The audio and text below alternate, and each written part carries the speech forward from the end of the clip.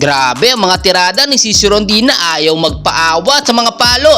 Ang tindi rin ng depensang pinakita dito kontra sa kupunan ng Cherry Tigo crossover, pero di nawang no, unexpected ang pinakita. Akala natin magseset, yung pala i-score na, pero madi-madaig maganda ang mga hataw dahil sa magandang set na binibitawan ni Dinawang. Biglang napailing na lang itong si Coach Kumpo ng Cherry Tigo crossover. Matindi kasi ang binibitawan na depensa ngayon ng Choco Mucho Flying Titans, kaya naman hirap na hirap ang kupunan ng Cherry Tigo. Pero Ea Laure, magigil talaga mga palo. Unpredictable din ang mga galaw. So far so good, maganda ang pinapakita. Pero Tolentino, unstoppable talaga dito sa set 1 at talagang hindi natin mababasa ang galawan ng Choco Mucho Flying Titans. So laban na nga po no, Choco Mucho Flying Titans kontra dito sa kupunan ng Cherry Tigo crossover. So first 6 lineup ng Choco Mucho, pasok ang ating mga pambato: Isa Molde, Dinawong, Madi Madayag, Sisi Rondina, Cherry Nunag at Tolentino. Set 1 pala, napakainit ng laban.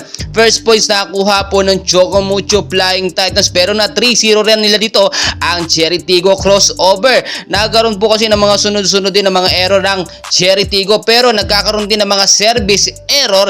Eto nga pong Choco Mucho, talagang hindi maiiwasan kung minsan. Pero nakita nyo, kalagitnaan ng set 1 at hanggang matapos no, ay nagkaroon ng matinding chemistry ang kupunan nga po ng Choco Mucho Flying Titans. So sa init ng laban talaga, nakita nyo, lumamang or lamang talaga dito no, husto ang Choco Mucho sa set 1. Nagtapos ang laban sa score nga po na 25 ang Choco Mucho, 16 points naman ang Cherry Tigo crossover. So sa set 2 naman mga idol, mainit na mainit pa ang chemistry at momentum ng Choco Mucho Flying Titans. Hindi na talaga sila mapigilan pa.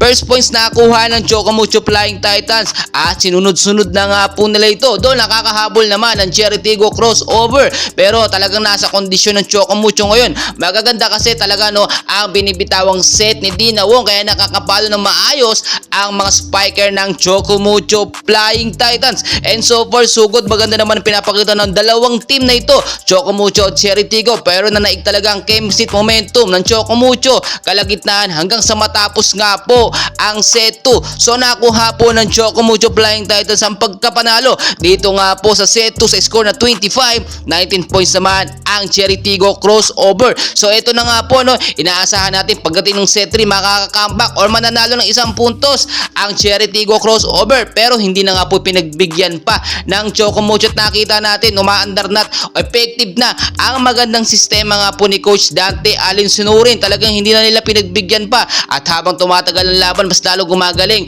ang mga player po ng Choco Mucho. Nakuha nila ang pagkapanalo sa set 3 at talagang unpredictable ang naging laban. Congratulations po muli sa dalawang team na ito, especially sa Choco Mucho Flying Titans.